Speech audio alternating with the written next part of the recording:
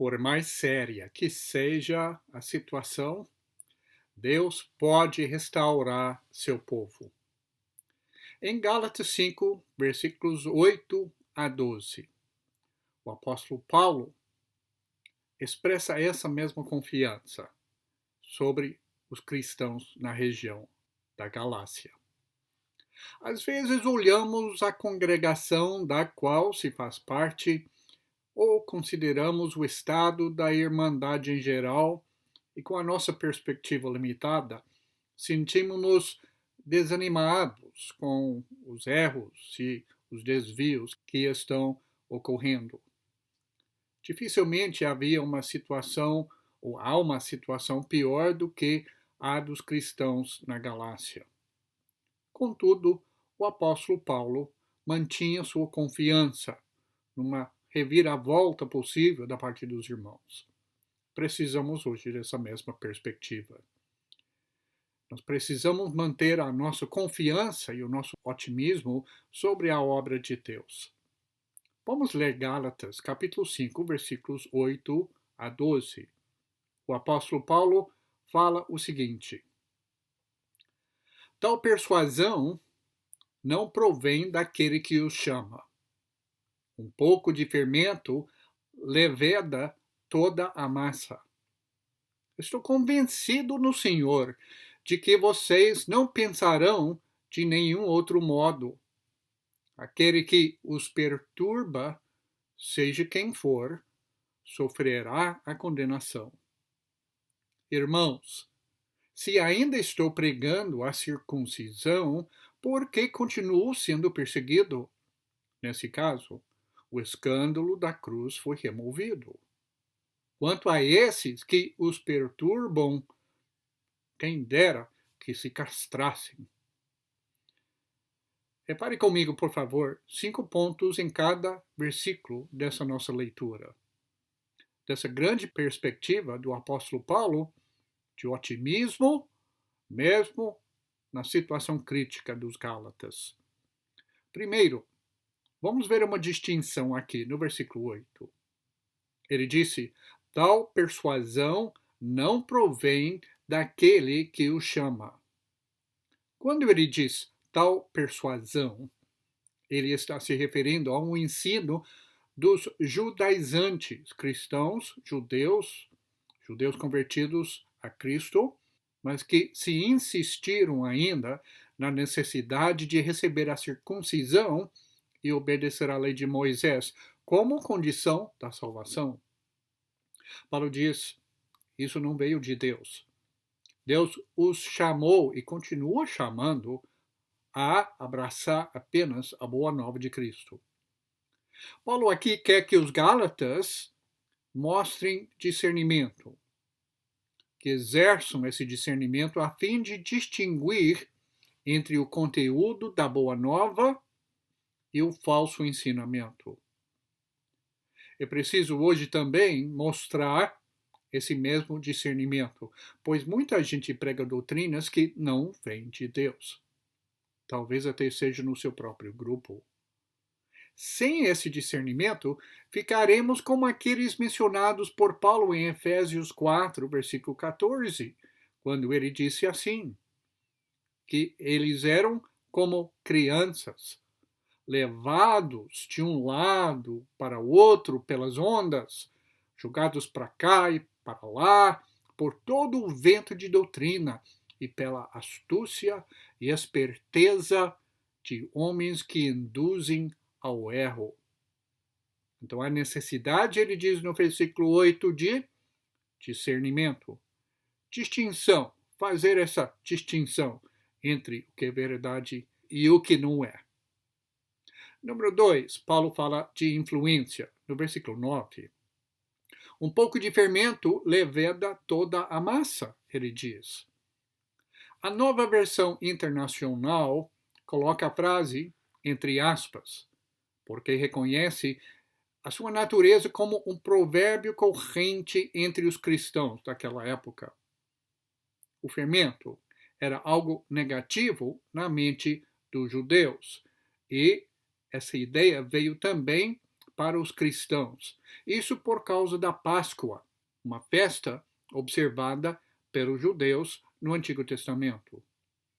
Todo o fermento tinha que ser removido da casa antes de fazer o pão sem fermento. E o fermento representa a má influência. Jesus falava do fermento dos fariseus e dos saduceus. Agora, não é preciso de muito fermento para ter efeito em toda a massa. Toda pessoa que trabalha na cozinha sabe disso. Da mesma forma, uma única pessoa, que ensina falsa doutrina pode afetar toda uma congregação, ou no caso da Galácia, toda uma região onde moram os cristãos. Em 1 Coríntios capítulo 5, versículo 6, Paulo usa esse provérbio também sobre a imoralidade. E aqui ele usa sobre a falsa doutrina. Agora uma pergunta. Quando um ensinamento ou uma prática fere a verdade da boa nova, devemos ter paciência ou devemos eliminá-lo de imediato? Fica a pergunta. Número 3. A ideia da confiança. Versículo 10. E nós queremos enfatizar exatamente essa ideia aqui hoje. Paulo escreveu no versículo 10, estou convencido no Senhor de que vocês não pensarão de nenhum outro modo. Aquele que os perturba, seja quem for, sofrerá a condenação. Paulo vivia no Senhor. Era o ambiente dele. Era a nova realidade do cristão. Viver em Jesus Cristo. E ele estava consciente nesse novo ambiente, nessa nova realidade, consciente da verdade do poder de Deus para transformar a alma e para firmar cada pessoa no caminho de Cristo. Por isso, ele está convencido de que os Gálatas não mudem e aceitem a falsa doutrina. Ele acha que eles vão acordar. Ele é confiante que eles, sendo alertados por Paulo sobre a grande diferença entre a verdade e a falsa doutrina, voltem à sã doutrina. Então o apóstolo aqui expressa a sua confiança de que eles tomarão a mesma opinião da situação que ele tem. E que eles vão evitar a influência contaminadora da minoria. Assim, eles vão disciplinar, eliminar do seu meio aquela pessoa ou aquele grupo, ou aquele líder, seja quem fosse. Ao mesmo tempo, Paulo deixa claro aqui no versículo 10 que quem ensina essas coisas será condenado por Deus. E isso no dia do juízo. Isso não é uma atitude humana, mas sim uma atitude divina. Agora, eles também precisam tomar uma atitude quanto a esse falso ensinamento. Ele afirma o fim. Qual vai ser o fim de quem ensina e de quem acredita nessa doutrina? Mas ele tem confiança que os Gálatas vão abrir os seus olhos. Número 4. No versículo 11, Paulo fala sobre a ideia, a verdade do escândalo da cruz. Ele escreveu assim no versículo 11: Irmãos, se ainda estou pregando a circuncisão, porque continuo sendo perseguido. Nesse caso, o escândalo da cruz foi removido. Talvez alguém pensasse que Paulo tivesse proclamado a necessidade da circuncisão por ter submetido Timóteo ao ritual lá em Atos capítulo 16. Ele de fato tinha feito isso, mas apenas para não ofender judeus que conheciam a família de Timóteo, e Paulo queria conseguir oportunidade para anunciar a boa nova.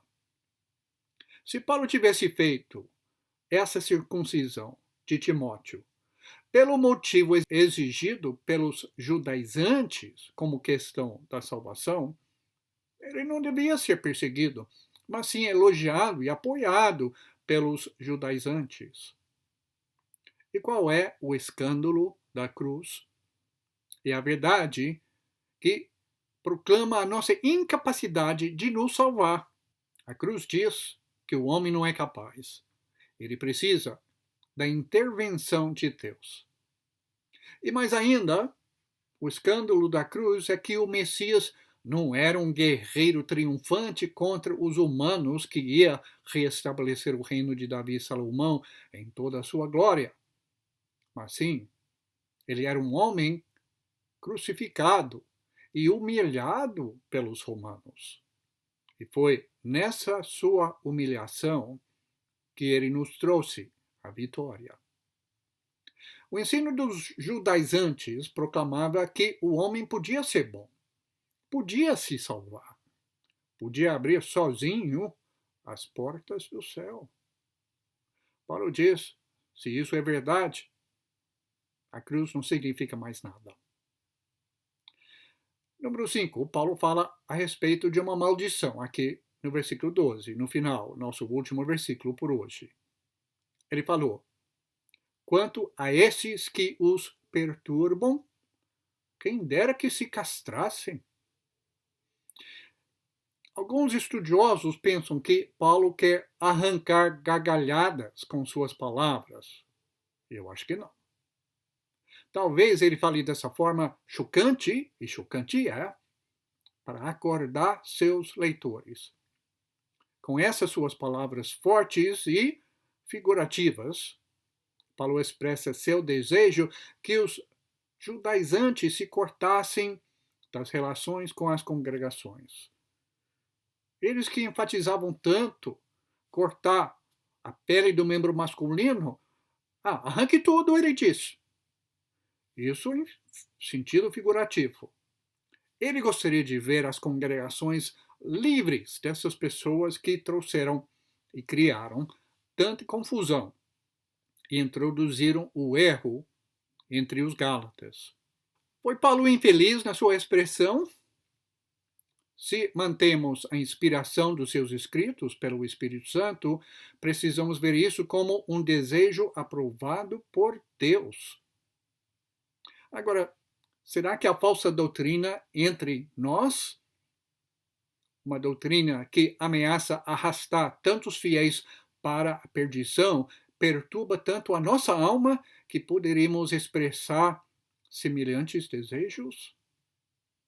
Ou temos tanto desejo de agradar as pessoas que nunca poderíamos sentir a repulsa em relação a gente que mina a fé dos filhos de Deus? Para concluir, para onde nós vamos com essas ideias? Eu tenho 3 sugestões. Primeiro, vamos ser sábios quanto à diferença entre a verdade e a falsa doutrina. Vamos ser estudantes sérios da palavra do Senhor.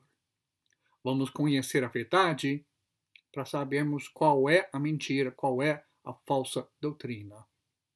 Número 2. Vamos ajudar aos nossos irmãos na fé para que vejam os grandes perigos que rondam a Igreja de Deus. Nenhum ensinamento é neutro. E precisamos ver que esses pregadores por aí que trazem tanto ensinamento que as pessoas acham que são coisas boas, já vêm embutidos com as mentiras, longe das Escrituras. E número 3, vamos manter a nossa confiança no Senhor. Lembrando o seguinte, que a obra é dele, que o poder pertence a ele e que Deus vai levar a cabo o que ele começou. Assim, podemos descansar tranquilos, trabalhando no reino, sabendo que Deus está cuidando de tudo. Que ele nos abençoe.